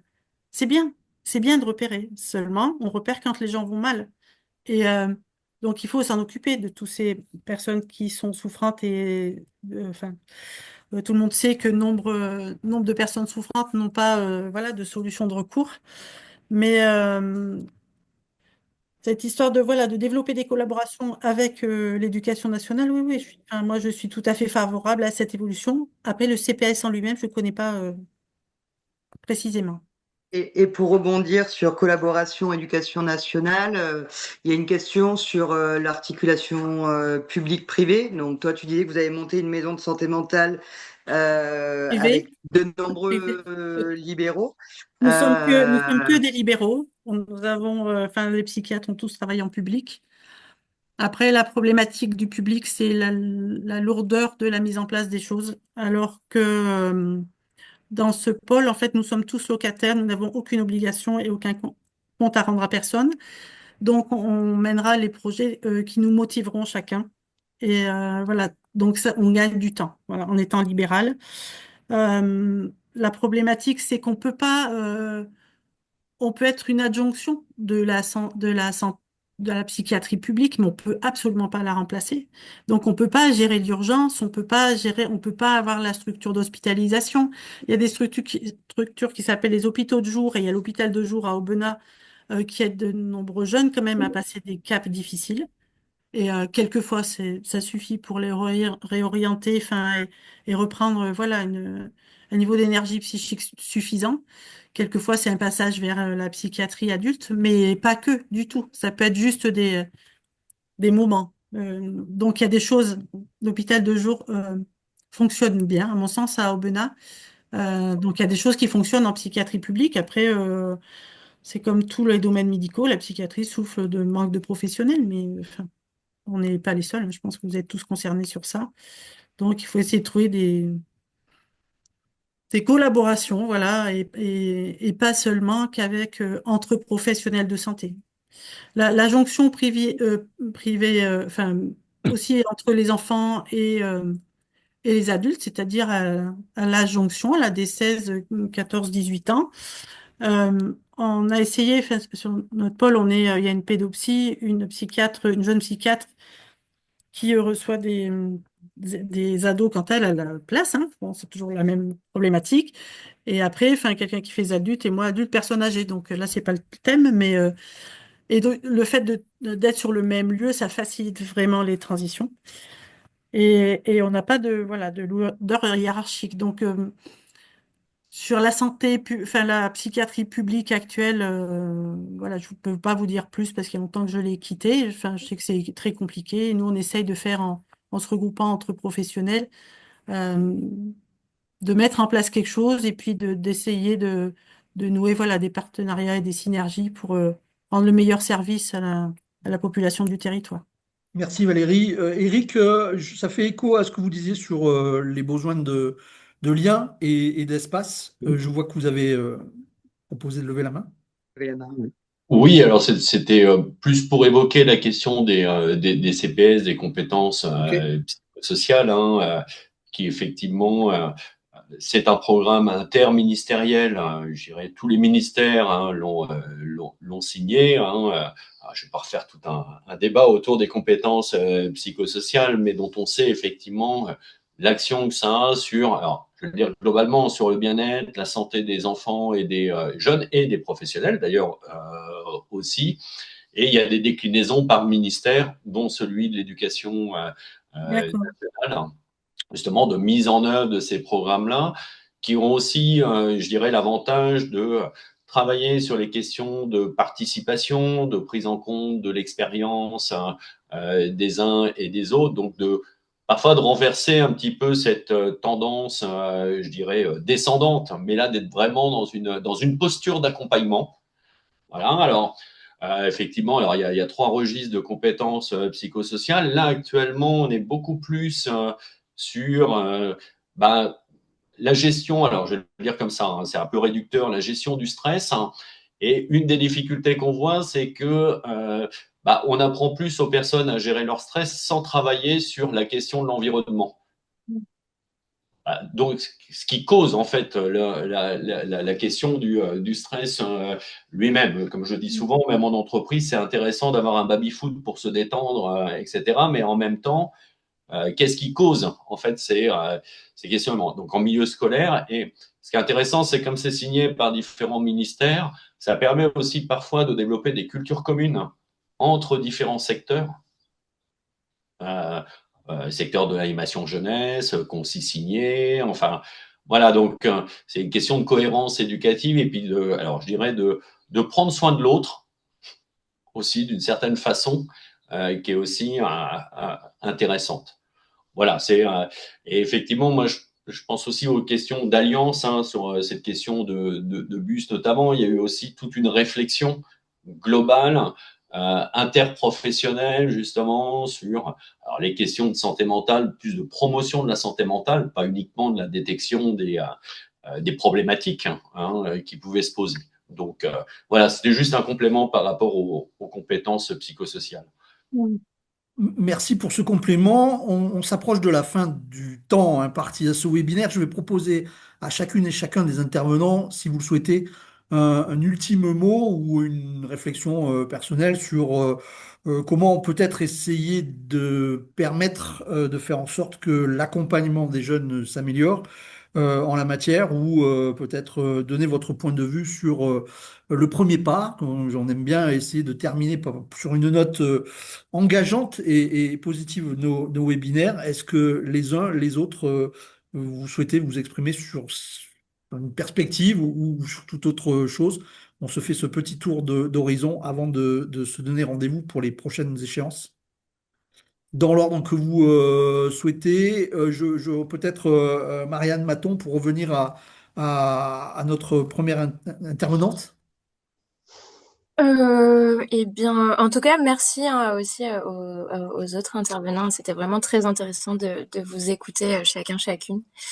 Je pense que du coup, au vu de ce que j'ai entendu, on est assez d'accord sur le fait que voilà, la santé mentale est effectivement encore très stigmatisée et on a un travail, hein, une pierre à poser à l'édifice de détabouiser Oui. ce thème-là, quoi. Merci, Voilà. merci Marianne. Madame Giovannini, vous évoquiez la perspective d'études complémentaires. Est-ce qu'il y a des perspectives dans ce sens que vous avez envie, vous pouvez partager, ou est-ce que je viens vous solliciter ultérieurement pour ces compléments-là? Oui, on n'a pas d'études ni de commandes actuellement voilà, pour travailler sur ces questions. Donc, voilà, on est à votre disposition s'il y a des envies à réfléchir à certains sujets. Et puis, je voulais juste rebondir. Voilà, on a parlé de représentation négative sur la santé, Oui. Mais également de prévention. Et nous, à l'ORS, on fait également des évaluations. Et voilà, je voulais citer, voilà, sur la prévention, il y a un dispositif qui est intéressant dans la Drôme, c'est Psy de rue, donc les éducateurs de prévention qui mènent un travail très important en termes de prévention. C'est vrai que c'est des ressources d'écoute pour les jeunes et ils ont voilà expérimenté. Maintenant, ça continue, voilà, d'avoir un psychologue de rue. Et voilà, quand on parle voilà d'alliance, de permettre à des jeunes d'exprimer leur souffrance, alors bien sûr, voilà, c'est toutes ces ressources d'écoute. Voilà, c'est intéressant et ça montre des résultats très intéressants. Voilà. Merci. Eric, depuis la Bretagne, Alors, mais en même temps, on a compris que vous étiez de temps en temps en Auvergne-Rhône-Alpes. oui, je voyage beaucoup, mais non, juste, alors pour conclure, c'est toujours un débat. C'est vrai, moi, je crois qu'il y a peut-être deux dimensions. C'est à la fois de réfléchir à cette question du vivre ensemble. Je crois qu'il y a vraiment une question au travers du lien social, hein, pas uniquement, mais voilà. Et puis peut-être aussi, c'est un peu mon cheval de bataille, de donner aussi la parole aux jeunes sur ce qu'ils veulent sur les questions de santé. Je crois qu'il y a un enjeu de taille. On est un des pays qui est le plus en retard sur ces questions-là. Voilà, et je crois qu'ils ont aussi des choses à nous dire. Alors, tant sur la santé, bien sûr, mais sur la manière de parler des questions de santé. Et je crois qu'il y a un enjeu assez central. Alors, comme je vais souvent aussi en Auvergne-Rhône-Alpes, il y a eu des expériences de consultation des jeunes sur ce qu'ils voulaient, sur les questions de santé, etc. Je crois que dans toutes les politiques publiques, voilà, la santé reste encore un lieu assez hermétique, je dirais, sur cette prise en compte de la parole. Et je trouve que si on fait référence à la Convention internationale des droits de l'enfant, qu'on a signée quand même il y a longtemps maintenant, le droit à la participation et le droit à la santé doivent être aussi pris en compte par les personnes concernées elles-mêmes, dont les enfants et les jeunes. Voilà. Merci Eric. Valérie, il vous revient Oui, le mot de donc la fin. je suis encore d'accord avec Monsieur Legrand. Euh, en effet, je pense que, alors, on est passé de patient expert à père aidant au niveau médical, donc quand même, on est revenu à un niveau horizontal, c'est quand même, voilà, pas la même signification. Et oui, je pense que la parole de ceux qui vivent ça est la plus fiable en termes d'indicateurs de leurs besoins. Après, même s'ils n'ont pas toutes les données du lieu, je pense que c'est vraiment une source à intégrer, ou même si on s'en inspire pas uniquement, mais à intégrer de façon obligatoire. Sinon on fait des projets qui servent à rien.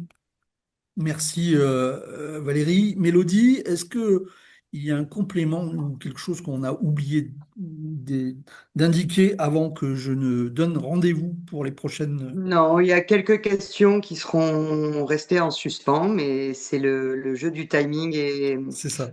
et midi. Les ressources seront de toute façon téléchargeables, donc les deux PowerPoint qui ont été présentés. Le webinaire sera accessible sur le site Observatoire Jeunesse Ruralité et on vous enverra dès la parution sur le site un petit mail à toutes et tous les inscrits pour que vous puissiez aller le revisionner et le partager. Merci Mélodie pour ces compléments. Si vous le souhaitez, vous pouvez nous joindre par mail.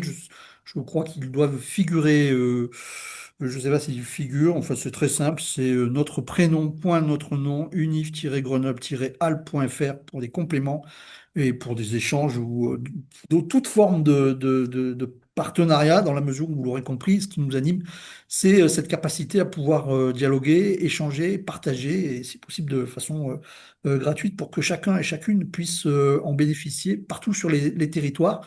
Il me reste à vous remercier les intervenants. Vraiment, merci pour votre présence, votre mobilisation. Je sais vos agendas chargés et vous avez pris le temps de pouvoir échanger avec nous. Merci à toutes et à tous qui avaient rejoint très nombreux ce webinaire. Nous espérons qu'il aura pu nourrir vos réflexions. Nous vous donnons rendez-vous au plus tard au mois de novembre, vous l'aurez compris, autour de deux thématiques, celle de la question des identités, la construction identitaire, avec en appui le futur livre de Clément Reversé sur Fierté, qui s'appellera Fierté d'ici, et possiblement un deuxième webinaire à peu près dans la même temporalité sur les questions de VSS, si nous parvenons à formaliser ce partenariat, mais on n'en doute pas.